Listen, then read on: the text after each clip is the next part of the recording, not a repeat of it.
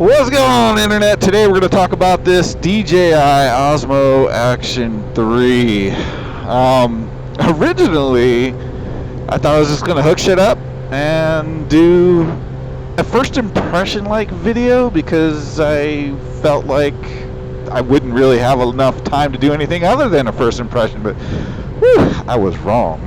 I've logged numerous hours of test footage riding motorcycles, configuring, trying different microphones, different placements of the microphone inside the helmet. Yeah, I've been tinkering about a lot, so we're beyond first impression. Before we get to all of that, let's just start off with what I think about the camera and what I like about it. Let's start off with what I like about the camera first, and then we'll get into some of the other nitty-gritty details that, to be quite honest, were a bit ugly from a motovlogging perspective. I love the quick disconnect feature. So on the bottom of the camera is a magnet, and then on either side of the magnet are two little clips. You press them in and the camera comes off nice and easy. I'm using the same GoPro mounts that I used with my Hero 8 Black, so the camera is completely compatible with whatever GoPro mounting system you had on before. Now, I have seen comments online about previous models and the magnet system not being quite as strong as maybe it should have been, even cameras falling off their mounts.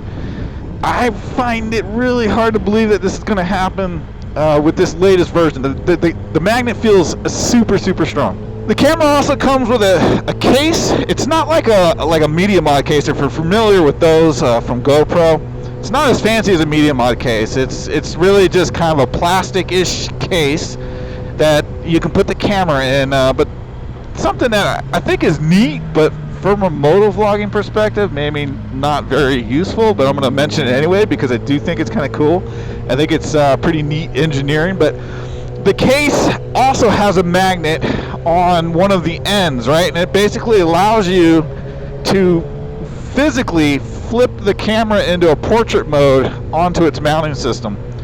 I think that's probably a feature that's more useful for somebody who's vlogging, walking around, something like that. But for me, motovlogging, I don't see myself using that feature, but I mention it because I think it's a really cool engineering thing that DJI did, which kind of leads me into this topic. You know, you might ask why did I pick DJI? So two reasons. I have a DJI Mini Mavic drone that I absolutely love. And being a motovlogger, especially a motovlogger on a sport bike, you don't have a lot of room to carry shit with you. So I needed something that was going to be small, compact, easy to take with me on a bike that doesn't have room for a lot of luggage. And I, of course, want supreme battery life and the ability to take really good high-resolution pictures. And DJI's Mini Mavic does all of those things. The way it's engineered to fold up, I think it's super cool. And it takes great photos. And I bought the Fly More kit, which comes with 3 batteries, and the battery has excellent life. And then you got 3 of those, so all of that stuff can actually fit in a tank bag. I've got 2 different tank bags, one for this bike, one for the Hayabusa, and the drone with all those things, chargers, batteries, the drone itself, the controller. I can fit it in a tank bag. And I think that's super cool. I think it's really well thought out, really well engineered. I've had the drone for years. I've never had a problem with it. Obviously, they've got a QA system that works. So I thought, let's give DJI a try. Let's see if their action cameras are as good as their drones. The other reason is money. Compared to the latest GoPro, and I think the Insta-1 RS would be considered kind of the equivalent of an Action 3 or an 8 Black, GoPro Hero 8 Black. Compared to those 2 cameras, it's significantly cheaper. So that's why I decided to give the Osmo Action 3 a try. What is that, Beamer? I can't even flip my Beamer, BMW RS, something or other. Another thing that I like is the Type-C port is separated from the SD card in the battery compartment. So that's super cool because I have on many occasions, like on my Hero Max, I've had to flip up the compartment because your SD card, battery, and Type-C port are all in the same place. So I'll literally ride with that flipped up and a charging cable hooked up to that when I'm out for really super long rides. So the fact that the Type-C port is separated from the battery and the SD card is kind of cool, because that means I don't have to have those pieces and parts exposed while I'm charging and riding my bike at the same time. So another thing I'm really in love with on this camera is when you plug in an external microphone, it has an actual microphone icon right next to the battery percentage, top right hand corner, and the icon's also animated. As the mic input volume raises and lowers, the icon on the camera raises and lowers. So you've got a visual confirmation, if you will, that it recognizes your microphone and it's sensing input. That's awesome, because if I remember correctly, and this probably varies with different models, GoPro doesn't have anything like that. There's a message when the camera first turns on that will say something to the effect of, "We found your microphone," but it's only there for a second or two when the screen's first lighting up and the camera's turning on. So it's super easy to miss. You can't really tell beyond that once the camera's been on for a few seconds and it's done with its post boot up baloney. You have no way of knowing whether the microphone's working or not. You simply just kind of suck it up after you get home and download all your footage and find out most of it's crap. So it's nice, even if this camera ends up having external microphone issues, I'll be able to tell. And most of the time with the GoPro, it was a situation where, maybe I recorded 10 clips and clip number 4 didn't have any audio. If I had some kind of visual aid to let me know, for whatever reason it didn't pick up the mic that one time, I could have just turned it back off and back on again. It probably would pick the mic up the next time. So GoPro, if you're listening, best case scenario is fix your shit. But that would at least, for motovloggers, give us a way to know that, hey, the mic's not working. Let me bounce the camera one more time. And I'd be willing to bet money, in most cases, the next time you reboot or next time you turn off the quick record button and back on again, it would pick up the microphone and you'd be good to go. That in itself would save me so much time. I can't tell you how many hours of footage I have just thrown into trash because of microphone issues, external microphone issues. I should be specific. I've never had issues with the on-camera microphones, but external plugged-in microphones, such a problem with GoPro. So the fact they give you like a visual aid, that is super, super cool. The other thing I've noticed is you need to wait for the camera to initialize that microphone, recognize it. You need to wait for that icon that I was talking about to show up before you start vlogging, because it's not going to pick up any of your mic input prior to that icon showing up. So just a quick note to self. Wait for that icon. If you don't see that icon, try again. But there's 0 sense talking into your microphone until you see that icon. Alright, let's talk about a couple things I don't like. And these first couple things are like really small things, but I gotta pick something. So, the power button. It feels like cold steel. Like you can't really tell, especially with riding gloves on, you can't tell that you turned it on. It's really difficult. It doesn't feel like it clicks or that it's been depressed or anything. It's just hard. Even sitting in my studio without gloves on, sitting in my chair, just handling the camera in my hand, it's hard to turn on. And it's just the button. It's just difficult. Now, fortunately, the record button does not feel like this. The record button gives you kind of positive feedback. I can feel it with my gloves on while I'm riding the bike. Right there it is. I can press it and I can feel that it's been pressed. It's I don't know why the two buttons feel so differently, but the power button, it's just awkward. I don't know how else to describe it. It just is. But again, not going to use that button very often. Another thing that I dislike, and this is a convenience thing, with the GoPros, whether you had a Media Mod case or you had the stupid $50 dongle that they made you buy before there was a Media Mod case available, either one of those configurations, you can have your external mic plugged into the 3.5mm mic jack and a Type-C device. In my case, it's usually a battery pack to charge the camera. You can have both of those plugged in at the same time, which means I can be recording, charging with an external mic all simultaneously. That's pretty cool, and it works with the dongle, and it works with the Media Mod case. And I'll say it one more time, the downfall of the GoPros is just not a consistent function. But when it works well.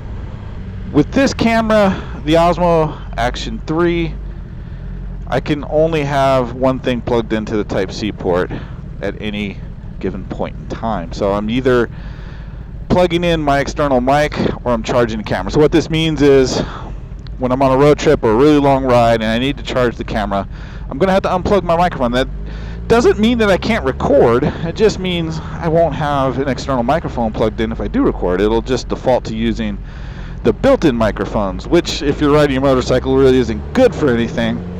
But I can still record scenery and I can still record. I just can't have my mic plugged in at the same time. So that kind of stinks, and it's a little bit inconvenient, and I don't know how easy it'll be to swap those while I'm riding. Probably not at all, which means you'll have to stop. It is what it is. I'll say it again. Not happy about it, but it's a trade-off I'll take if I get consistent performance out of the camera. If it does its damn job when I turn it on, then I'll be happy, and that's an inconvenience I can live with for now. But damn it, DJI, if you could figure out how to do that, have both the mic and a charge pack plugged into the Type-C port at the same time, that would be awesome. Alright, so those first two things were kind of small, little nitpicky or small, inconvenient kind of things as far as what I don't like about the camera. But this last one, this third piece, this is a big one for me. I decided to try something other than GoPro because of the audio inconsistent failures with GoPro using external microphones. And I'm just going to say it like it is, man. For a motovlogger, once you get above 30-ish miles per hour, the audio on this camera sucks. It sucks. And you're listening to me now going, what are you talking about? It sounds fine. Trust me, it sucks. I did finally arrive at a configuration that works. Clearly, when making this video, you can hear it. I mean, it should sound decent at a minimum. But it was not easy. It was not easy. Essentially, my microphone was already wired up because I was running my Hero 8 Black. All I did was swap cameras, plugged in my Boya Type-C port, which gives me a female 3.5mm microphone jack. I plugged in the microphone that was already in my helmet. I didn't change the placement or anything like that, and it just sounds horrible. There's too much input, and it starts clipping. The wind noise, everything. It's just not even. It's so bad. It's not even usable. I tried everything. Okay, I have a Rode microphone, lavalier mic. I have the one that I was using. It's made by Slint. It's a TRRS, but I've got a TRRS to TRS adapter, and that's what I've been running with the Hero 8 Black forever.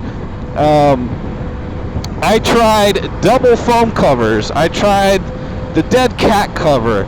I got so desperate, I stuffed the microphone underneath the cheek pad, so it's not even exposed. It was literally underneath the cheek pad. Now this camera's got a gain control on it, which I think is super cool because I don't think any other camera has a gain control on it, but maybe one of the Instas, I'm not sure. But when you plug in an external microphone and the camera recognizes that, it dynamically changes the settings that are available for the microphone, and you suddenly get a gain control. And I was like, wow, that's super cool. I brought the gain control all the way down to the lowest level, which is -12 dB. And it still was too much for the camera. Everything started clipping, and it was just so bad, it wasn't usable. And I worked on this for like a month. Now it's the end of winter. We're entering spring here in Colorado, so it's not like in that month I could go out anytime I wanted. We had plenty of snow, freezing temperatures, but you know, I got out as much as I could. I did as many test runs, different configurations, different microphones. I'm telling you, I tried everything. I think I amassed almost 60 individual clips, 137 gigabytes of footage that was just me testing out different configurations. Now, obviously, I arrived at something that worked, but I'm just giving you a heads up. This is what my experience was as far as plugging in an external microphone into the DJI Osmo Action 3. And trying to, you know, vlog while I'm riding my motorcycle. The wind, everything was just too much for the camera, too much for the mic input, even with the gain control all the way down to -12 dB. It just was horrible. So, what am I doing now? How is it working now? I ended up routing my mic input into, well, let's see. Let me start over. What I ended up doing. I've got a mic splitter, or a headphone splitter, plugged into the Sena. So that basically redirects all the output from the Sena, which includes intercom and phone call conversations, redirects everything out the headset, and then the headset splitter, one end is going into my camera, and then the other is going to the headset or the headphones inside the helmet, so I can hear everything, right? So I can still play music, and music, if I played music, it would go out into the camera, and the camera would hear it, and then YouTube would flag that and go, copyright! We've detected copyright policy violations! You have been demonetized, monkey butt! Which really isn't a big deal because I'm already demonetized years ago.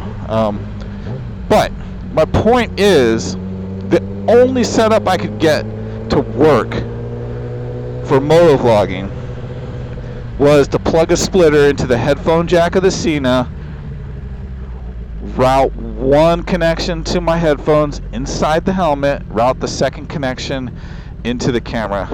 And it gets super complicated. There's things I like about that setup, and there's things I don't like. So one thing that I do like is now I only have one microphone. I used to have two. One microphone for the camera, one microphone for my Sena.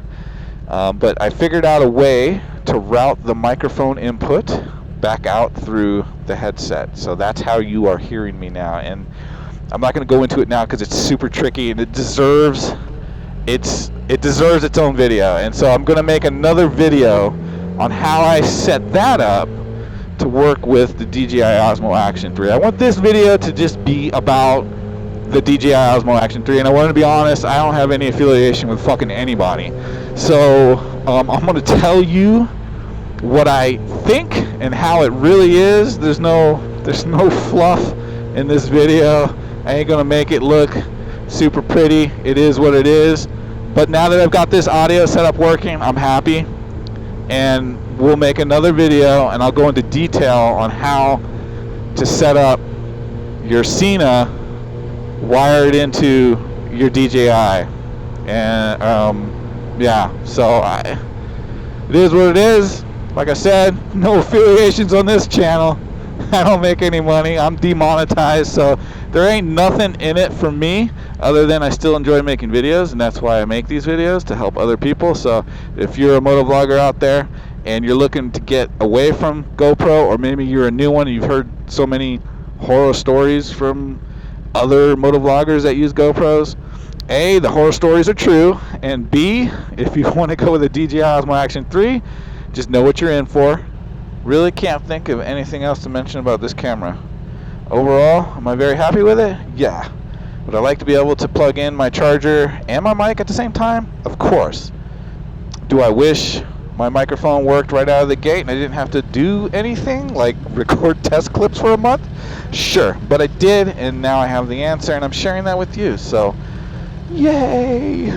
Alright guys, you know what to do. Keep it upside down. We'll see you in the next video.